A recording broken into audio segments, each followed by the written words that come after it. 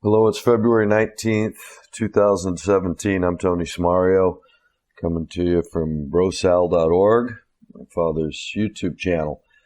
And this is End Times Trending on the subject of the rise of the good Caliph, or how it's being called. It's in response to an article that I found this week that was written in November, titled Mideast 2017, Picking Up the Pieces.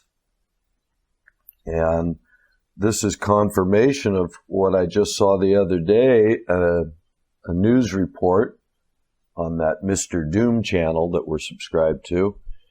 I think it was the first story out the gate the other day that he had was the sort of the NATO coalition led by America is expecting a moderate Sunni organization to fill this void coming now.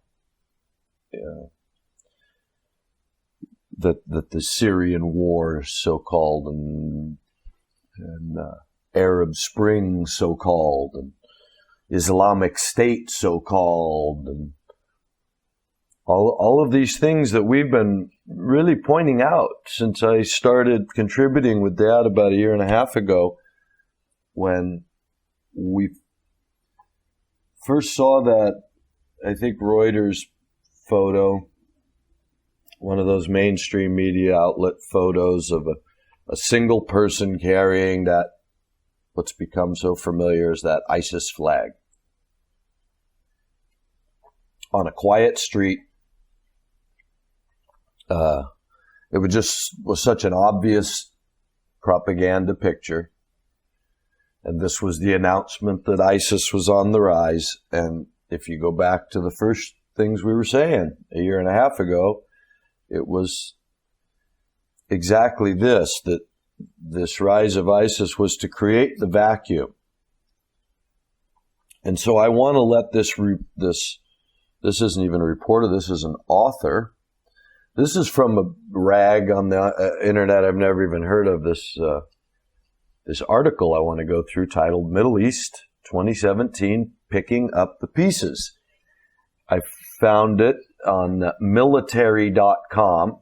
is where this article is. It's from November 21st, 2016, by Joseph V.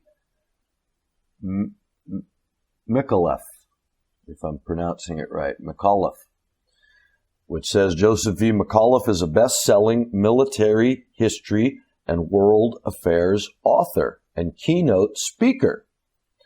So this guy supposedly knows what he's talking about, and this is a good long article that really, in my view, they're telling you, if you've been reading between the lines with us, this article really spells it out.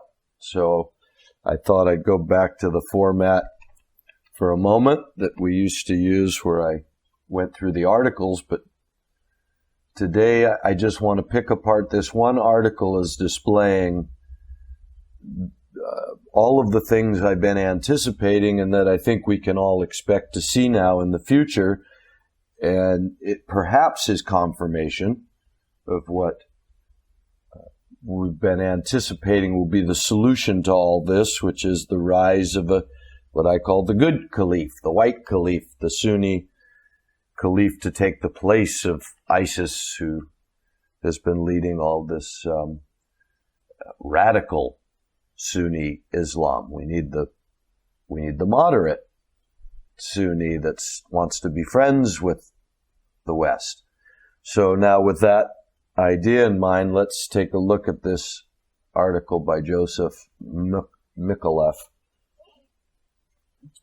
So I'll start quoting him now. One of the immediate challenges facing President Trump and his national security team will be to redefine U.S. policy in the Middle East. 8 years of Obama foreign policy has proven to be incoherent and disjointed and has left the region in disarray with Russian power and influence ascendant. Okay, now we cover all this stuff, so I don't want to have to spend too long picking it all apart. The people that listen here should really feel it all in if you've been listening regularly, you should feel what I'm feeling here. Okay, first of all, it's, as I was saying, as all this was happening, it's funny to think that the U.S. is always backing up in this war with ISIS, in this Arab Spring, in this 9/11 attack, in this war on terrorism. Of course, America is just taken by surprise. We're always reacting. What are we going to do? We declare with Turkey safe zone a year ago for some 60 miles or something, and we were routed by the opposition. And I was pointing out back then, that doesn't sound like the way America has been operating for the last 100 years. Usually, we came into the war to turn the tide in World War I. We make the difference in World War II and then become the superpower, unchallenged superpower of the world, monetarily, militarily, every other way, 70 years ago. And now we're to believe that after having our hands shortly after that in the Middle East, because all this is about the Middle East, and going and getting Palestine and establishing the state of Palestine, changing the leadership in Iran, changing the leadership in Egypt, changing the leadership in Syria.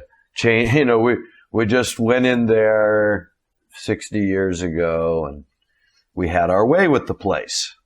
So to believe that come forward all these years and we're just taken by such surprise that the way this author is characterizing the last 8 years of Obama foreign policy has proven to be incoherent and disjointed and left the region in disarray with Russian power and influence ascendant. So basically, how bad could you screw things up, right? As if President Obama, and Barack and Michelle are at home with the kids deciding on foreign policy for the last 8 years. Hasn't been Henry Kissinger, his top, national security advisor and confidant, right? Nobody talks about the fact that Kissinger's been involved since the 70s in all of our foreign policy. He's never far from the scene. All the people on Obama's team were praised in the beginning, or cursed, depending on whether you're on the left-right paradigm, for being part of the old team. They were praised because, yes, in's coming this new president, but he's bringing with him these heavy hitters like Kissinger, Brzezinski, people like that to be advisors. And for the people who were looking for hope and change, they realized, well, there's not going to be much change. You got Kissinger and Brzezinski advising. It's going to be more war machine, more imperialist takeover of the world. And so what's Obama accused of now is, building the war machine, cracking down on dissenters and whistleblowers. So to pretend that the last 8 years in the Middle East haven't been a well-orchestrated U.S. invasion, is just to, that's what I want people to see. If you don't think you're getting spoon-fed like a baby, a bunch of stuff they want you to swallow, just like the baby. Choo-choo, here it comes, choo-choo. Here comes the train, open your mouth, here we go. I know, just swallow it. It'll be okay. Right? Come on. 8 years of Obama foreign policy that's proved to be incoherent. All those people behind Obama that supposedly are the best in their field, incoherent, disjointed, left the region in disarray. Oh, good job, guys. Good thing we got Trump to come in. With what? Oh, same group of people behind him. So, and Russian power on the ascendant, of course, because they were broke 20 years ago. So why shouldn't our policy through all these last 20 years have resulted in, whichever president's been there, everybody knows the president isn't making decisions by himself. That's what advisors are all about. So I think all these heavy hitter advisors that they come into their cabinet pointing out, I got Kissinger and I got Brzezinski and I got all the people Bush had, all the people Clinton had. So anyway, I want you to see that right off the bat. You're being spoon-fed. We are being spoon-fed, like babies here, the crap they want us to eat. So he goes on, there is no shortage of issues destabilizing the Middle East, but addressing 7 macro issues will form the core of any new U.S. policy in the region. So here you go. You're about to get the 7 issues we can expect to face now in a new way, as we're going to change everything. But these are the issues. The 7 issues are the Iranian Shia challenge, economic instability from low oil prices, the political stability of Egypt and its role in the larger Middle East, especially in North Africa, Russia's current role in the region, the emergence of Turkey as a rogue actor, the civil proxy wars in Syria and Yemen, and finally, the ongoing battle against jihadism in general and the Islamic State in particular. Iran has emerged as a regional power in the Middle East. Now that's, Iran has emerged. Persia has never stopped being a regional power in the Middle East for thousands of years. That territory is the regional power of the Middle East and always has been. So to say they've emerged, I keep trying to throw this in because I need people to try and, if you're going to get anything out of my commentary, to read it the way I read it and see the lies and the misinformation built in that seems like they're just giving you facts. No, they're not. Iran hasn't emerged. The United States has emerged over the last 100 years as a terrorizing nation full of weapons and little else to offer the world. But Iran hasn't emerged as a regional power. Iran has always been the regional power of the Middle East. So Iran has emerged as a regional power in the Middle East. It's used its location on the Persian Gulf and the Strait to Hormuz to leverage its position by demonstrating its ability to disrupt oil tanker traffic moving through the Gulf. Because this, of course, is what we keep pointing at, and this is what's going to, I imagine, bring us to war, just like Vietnam. They shot at one of our, they sank an oil tanker, right? Doesn't even have to be real. Just like in Vietnam, we just have to accuse them. So we're building up the tension. Here's what's going to happen. Well, Tehran, so let's go back here. It's used its location on the Persian Gulf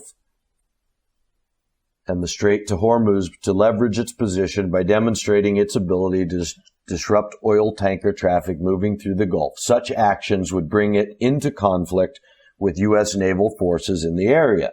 While Tehran does not have comparable naval power, it has tried to demonstrate that the use of large numbers of lightly armed small craft, some of which would be maritime IEDs, improvised explosive devices, in swarm tactics could disable larger ships. Now notice how this journalist, this author, is presenting this to you. While they don't have the power, Tehran has tried to demonstrate. Now, have they been successful?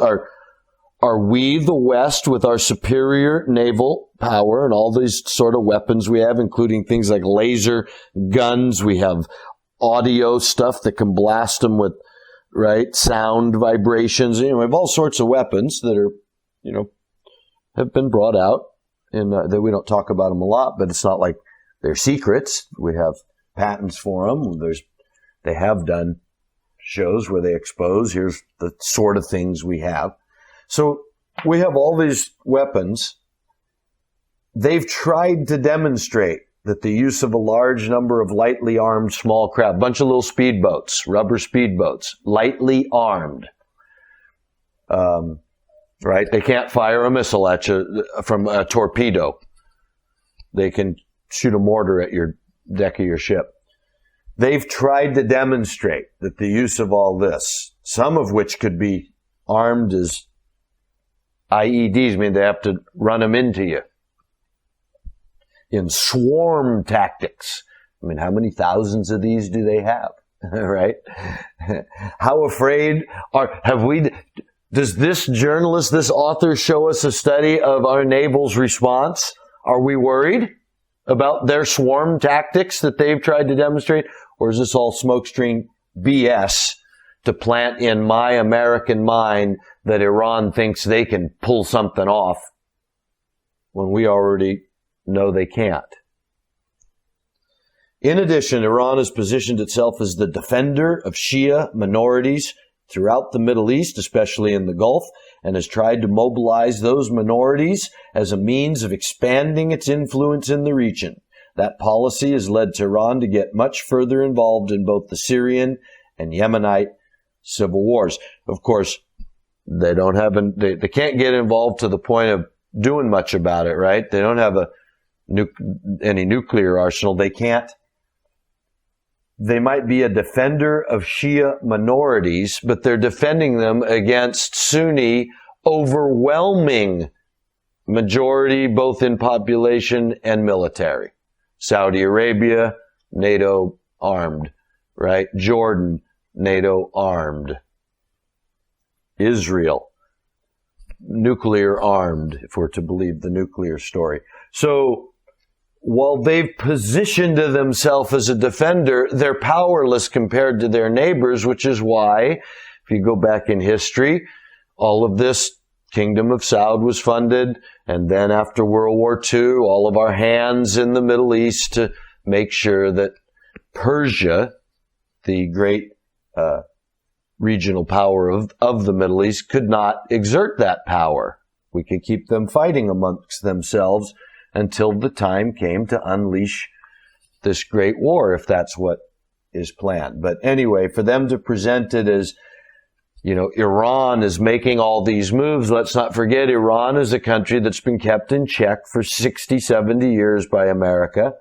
They've got no weapons. None of their people have any sort of weapons in comparison. So it looks more like we keep fostering an on-the-ground guerrilla war that we allow to go on by the pretense of this Cold War, hot war, controlled opposition, right? We let them build enough weapons, just like we let Americans have enough weapons. We let everybody have enough weapons, but nobody ever gets to change what we want in the world. We meaning the people who build our military, people responsible for the American military and its use around the world through NATO.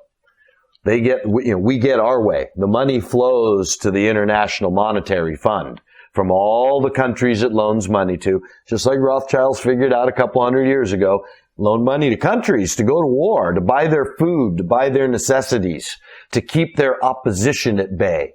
And then you own them. What are they going to do when you come in with the terms of that money? Say, give me my money. Well, I don't have it yet. Okay, well then you're out. Well, wait a minute. What do I have to do? Give me more of your stuff, more of your people's stuff, more control. Here's what I want. I want you to buy more military. I want you to do this to your people. I want you to take your people off paper currency, India. I want to run a trial for my electronic money system. I want to see how long does it take to get 1 billion people off the currency they've been using every day. What kind of backlash? What kind of fallout? What's that take to do to get them all signed up on electronic currency? And how well does that work? Let's experiment with you, India, since I own you. And I can tell you what you're going to do, regardless of whether you like it or not, your people like it or not. Because why? I'll loan the money to your opposition. I'll loan the money to Pakistan to build more weapons and military. So that's how it's always been done. So Iran's given just enough rope, I think, to provide the controlled opposition, just like Russia. And so watch how all that comes together in this article if you're reading between the lines. So they're painting Iran as the defender of Shia and as the one that can disrupt oil traffic in the Gulf over there. The challenge for the United States is to find a way of containing Iranian ambitions. What are Iranian ambitions? Right? They haven't been, they're not the ones that have been warring all these years. They've been defending them, their Shia minority. They're the minority, not the majority. What are their ambitions except to spread their Shia Islam back into Saudi Arabia and, right? Back into Jordan and the Promised Land. Of course. Just like Zionist ambitions are to spread their Zionism throughout that land. The question is, does that mean we got to do it militarily? The challenge for the U.S. is to find a way of containing Iranian ambitions, meaning they just want to spread their religion, but we need to kill them in response. The partial dismantling of the sanctions against Iran has enhanced Iran's ability to project its power and influence in the region and to gain access to essential technology to upgrade its industry, especially its petroleum sector. Right? Project its power and influence. You mean it can send a few more AK-47s to the guerrillas fighting the massive military of Saudi Arabia and Israel, basically? Project its power. What power? It's the one that is held back by the power of NATO through Saudi Arabia, through Jordan, through Israel. The Sunni power pushes back against that power, and it's the Sunni power through NATO that has all the power. So to pretend, it's just notice how they paint it in almost the opposite, as if poor Israel, these poor Middle Eastern countries are just being overwhelmed by the projected power of Tehran, the country without one nuclear weapon, the country of clerical power, right?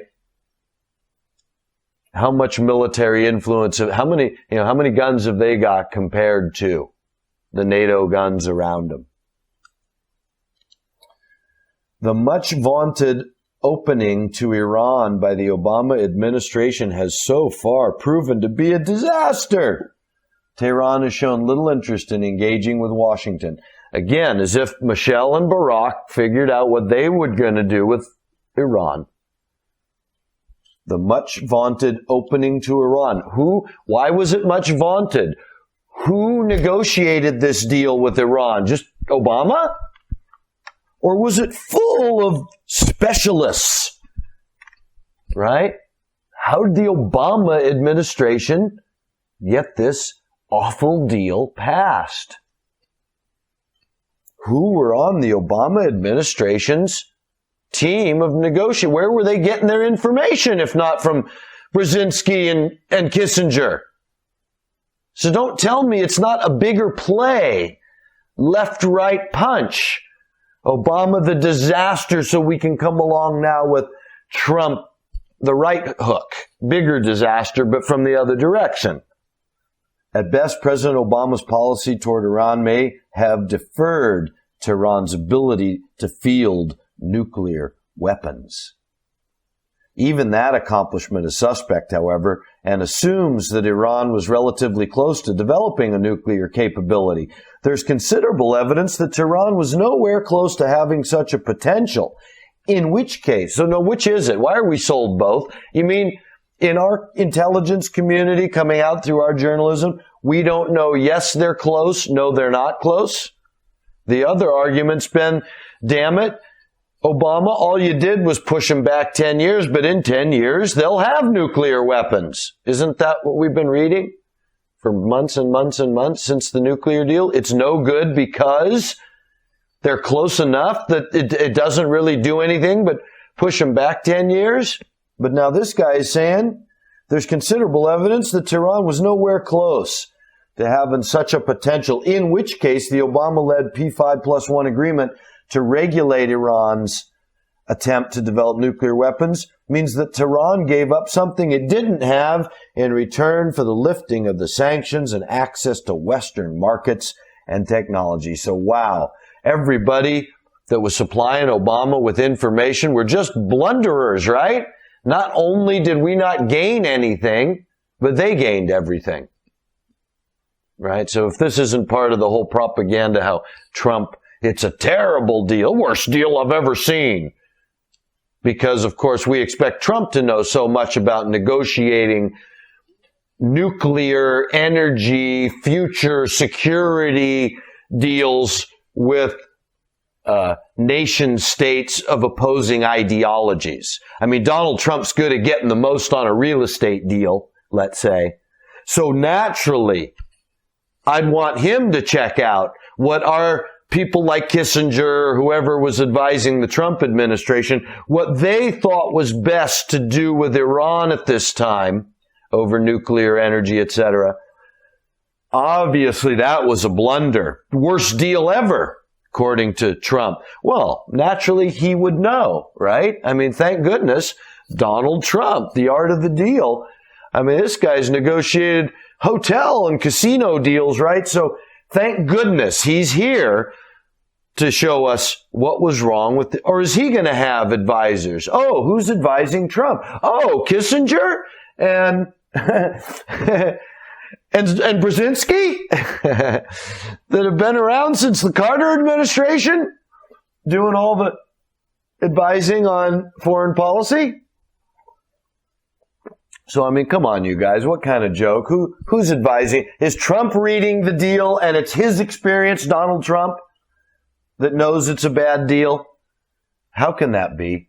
Who's put these deals together? Aren't we relying on our trusted foreign policy advisors for 50 years now? And haven't they developed any understanding collectively now over 50 years in the Middle East? So, I mean, it all just reeks to high heaven here of absurdity. But now let's get into the part that I think is even more important. But, let's just let this author paint the picture of these different issues for us, because this is what I see as the propagandized version that they want us to know. Iran, not only have they got military ambitions, nuclear ambitions, they want to disrupt oil flow, right? And they got the best of us in the deal, Barack and Michelle Obama made with Iran. So now, of course, we got Melania and Donald Trump to make a new deal with Iran. So now listen to this part, you guys. This is the good part. What Washington wants is a regional, secular, Sunni coalition that can counterbalance Tehran's Shia arc of influence that currently stretches across Iraq, Syria, Lebanon, and Gaza. To date, however, no such alliance has emerged, and there is little prospect of one. The previous player to fill this role, Saddam Hussein's Iraq, disappeared when U.S. forces overthrew Hussein in Iraq's Shia majority, and Iraq's Shia majority took control of the country. So darn it, right? We had the Sunni guy, but we couldn't get along with him. He had weapons of mass destruction. Oops, no, he didn't. He was helping Al-Qaeda bomb the Twin Towers. Oops, no, that's a lie too. Darn it. Well, why'd we take Saddam Hussein out if he was our man to balance the power of Tehran? What'd that bring except all of this vacuum? And then would they fill that vacuum with except an even worse element, right? They funded this radical Islamic State Sunni to respond to that after they took Saddam, who obviously that army, we hooked up Saddam and Saudi Arabia was to keep these people at bay, because we were obviously funding them also through Saudi Arabia and through Iran. All these guerrilla militias, right? To keep it going in Gaza, to keep it going in the Golan Heights, to keep it going in all these places, the Brotherhood, all this kind of stuff. We had to keep the radicalization going till the time came. Then when the time comes, okay, Iraq, you're a bad guy. Bye-bye, Saddam. That's why he looked so surprised, if you notice, when they were putting the noose around his neck. I just couldn't help but think, geez, he keeps waiting for the guys, I've been doing just what I was told all these years, going to war with my Muslim brothers, because that's what I was paid to do. And now, where's everybody to stop this nonsense? But no, they needed the vacuum, and into the vacuum, what did they put in there? Islamic State, right? So it seems to me that it's all lining up as I was projecting. This IS war, the reason we don't see anything from this war, any actual evidence of what they tell us, is because, of course, those bombs have been very carefully placed to drive those Shias out of what is going to be Sunni Syria, Sunni Iraq, and Sunni territory, even Egypt, as you're going to see if I've got time to get through this article today. I may have to make this a two-parter. Anyway, let's go on for a moment. But this is, I think, the big thing I've been waiting to see, and we've been predicting it for a long time now. This, what Revelation would seem to indicate, is this first seal, the white horse, right? A righteous warrior that goes forth conquering and to conquer. And so, given a crown, Revelation says, or Daniel says, he'll be mighty, but not by his own power.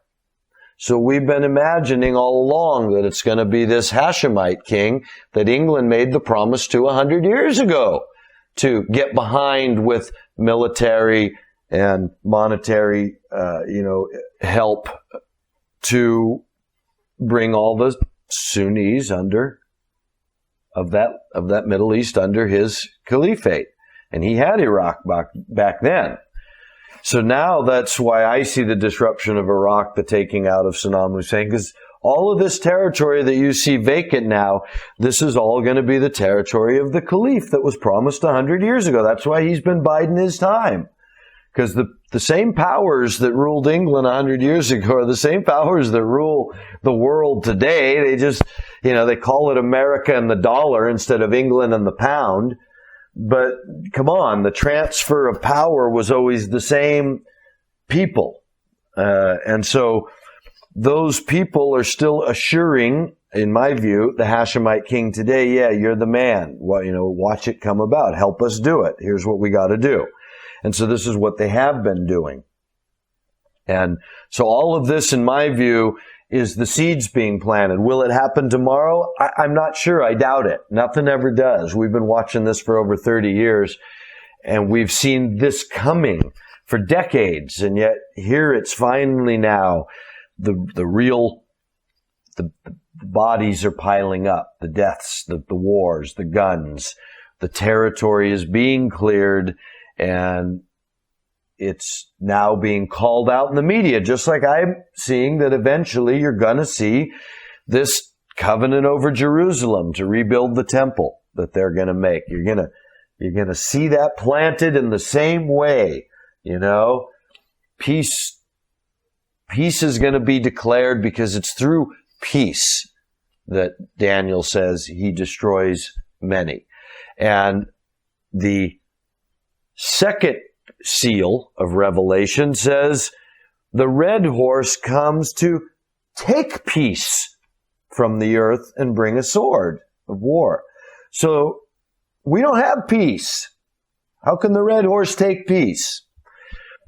So I've been trying to point out that all this talk of war is because there isn't war coming yet. These wars are wars to bring the peace. That peace will only last for 3.5 years, and then peace will, the red horse, and peace will be taken. And it will be all-out war for 3.5 years, is what we can be assured.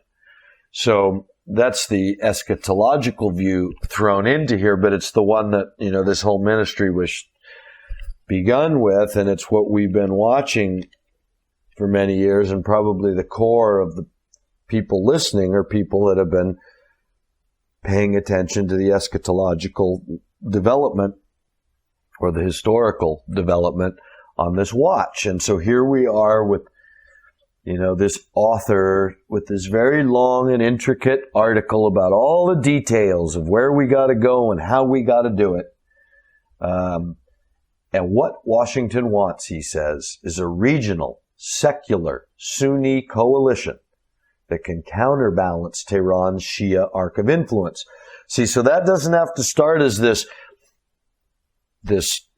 good Caliph immediately. A coalition, as they're already showed in this Mr. Doom article, is a coalition of many of them. Of course, Jordan's King Abdullah is involved, but so is the Saudi Arabian people, so is Bahrain. So, it's a coalition of these guys coming together to say, hey, we want Sunni Islam to be seen differently.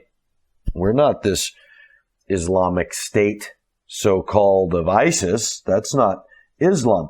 From that, we expect this ministry, this watch we've been on, we expect the Hashemite king will be given a crown, is the way Revelation says. He's given a crown of honor. So out of that Sunni coalition, this particular king will be honored by saying, you're the one. I believe all that's set up in advance. This won't be a reactionary thing. He's the one, and then he'll be given the weapons now to go conquering and to conquer. And part of that's going to be Egypt. I want to get to that now. Or I want you to allow the rest of this article to flow into that type of structure, historical structure. Okay, so he goes on to say, after he says that we're looking for this regional secular coalition to counterbalance Tehran's Shia arc that runs through Iraq, Syria, Lebanon, and Gaza. The previous player was Saddam's Hussein, but we overthrew him, and Iraq's Shia majority took control. The U.S. has supplied advanced weaponry to Saudi Arabia and its Gulf allies, but those countries lack the population and armed forces to present a sufficient counter to Iranian power. The two countries that do have the military strength to present a sufficient counter to Tehran have very different agendas. Cairo is reluctant to get involved in the Gulf. Foreign deployments of its military have proven disastrous in the past and are highly unpopular with Egyptians. Turkey, under its president Erdogan, has broader ambitions to expand Turkish influence and to lead the Sunnis in the region. But many Sunni Arabs are reluctant to follow Turkish leadership. Okay, so he's bringing out the two real strongest countries, Egypt and Turkey. They're not really right to lead this coalition, right? Egypt's people don't want to be the Sunni Caliph, let's say, in the region, and unfortunately, Turkey's people do, or Turkey's president wants a non-secular coalition. He wants to be an Islamic nation again, right? And that's okay to an extent, but they're saying many of the Sunni Arabs are reluctant to follow him. Whereas, like Dad pointed out some time ago, maybe a year or two ago now, when all this hubbub was coming about with Islamic State and Sunni Islam and who's the righteous ruler of Islam, and the Jordanian Hashemite king stood up and said, I'm the leader, and put up his big flag and said, I speak for Islam and all that. one of those major Sunni clerics declared that they pledged their loyalty to the Hashemite king. So I say that this article's planting those seeds, that what's going to happen at one point is the U.S. and NATO is going to be pushed to get behind somebody, because the Arabs are going to start dividing. The Sunni Arabs, and you're going to have this fear that they're going to divide. The Turkish Arabs, Sunnis, are going to fight the Jordanian Sunnis, who are going to fight the Egyptian Sunnis, who are going to fight the Iraqi Sunnis, because they've all got a different idea of who their leader should be. So that at some point it's going to have to be, who does America get behind in that? Who do we stand with?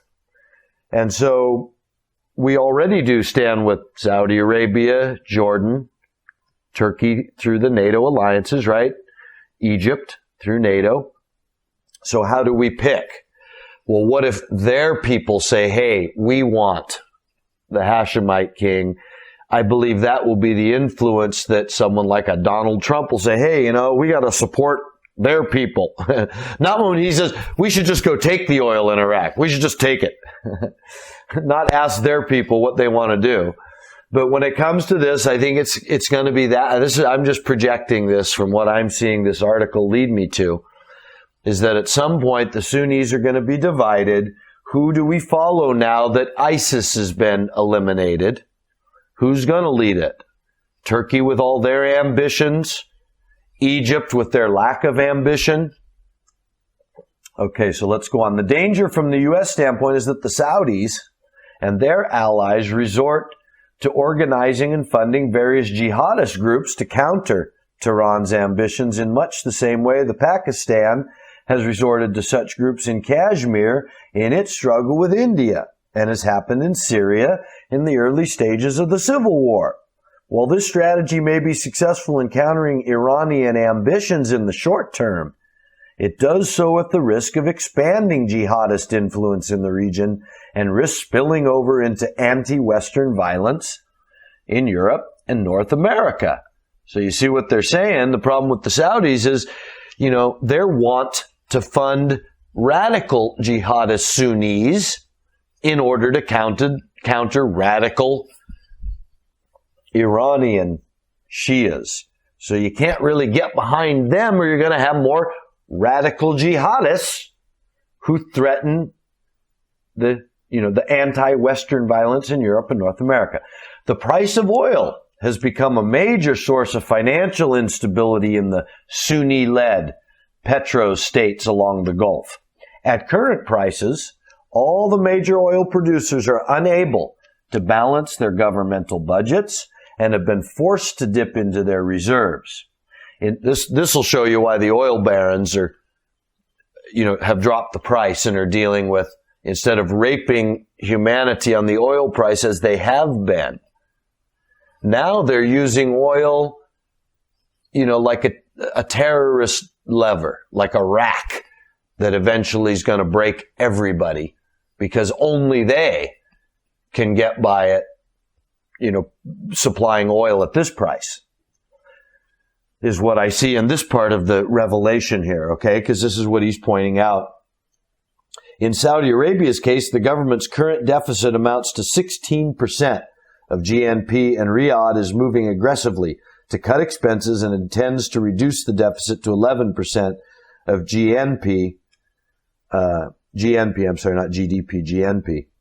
in 2017, right? So look at the pressure these prices are putting on Saudi Arabia and these other oil-producing nations.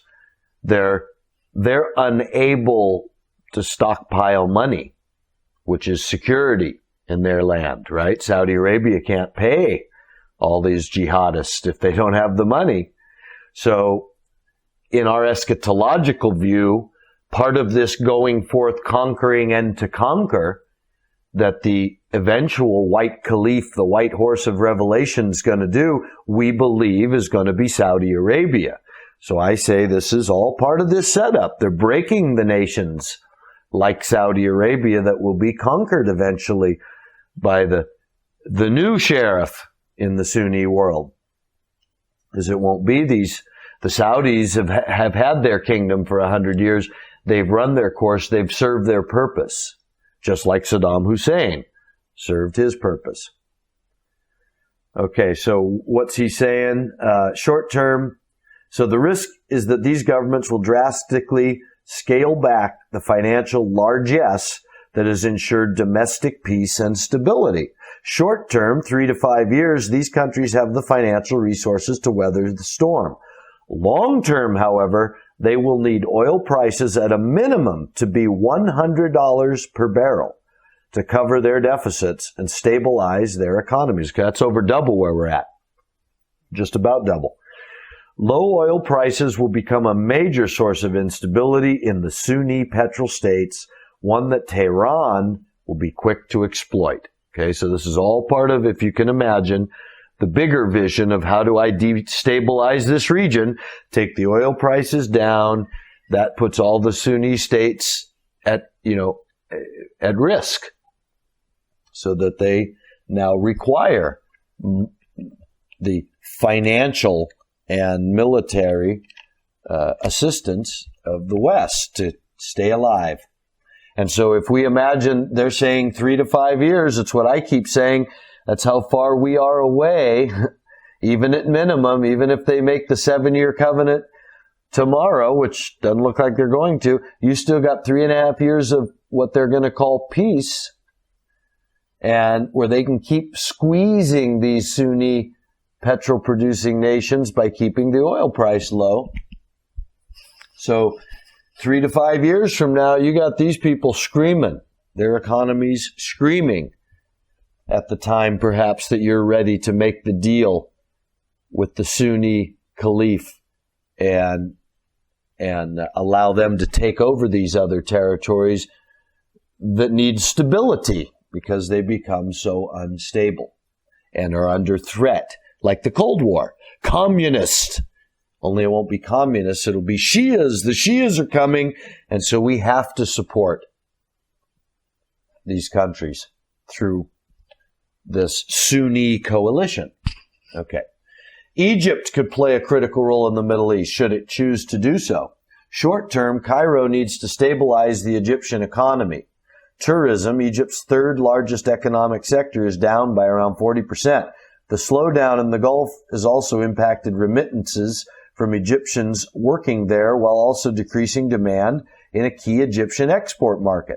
The strained relations between Cairo and Washington have not gone unnoticed by either Tehran or Moscow, and both have been quick to try to exploit it. Moreover, the Muslim Brotherhood has also tried to exploit Egypt's current economic weakness to expand its political influence there. And I believe that that will be the key to why the Sunni king needs to be supported in stabilizing Egypt, because Egypt is going to more increasingly, we're told, become under the influence of the Brotherhood. These are the new communists. Radical Islam's the new communism. And Russia's still in it, but now Iran's the new, funder of radical Islam in the Middle East. Egypt has a role in stabilizing North Africa and countering the spread of jihadist influence there.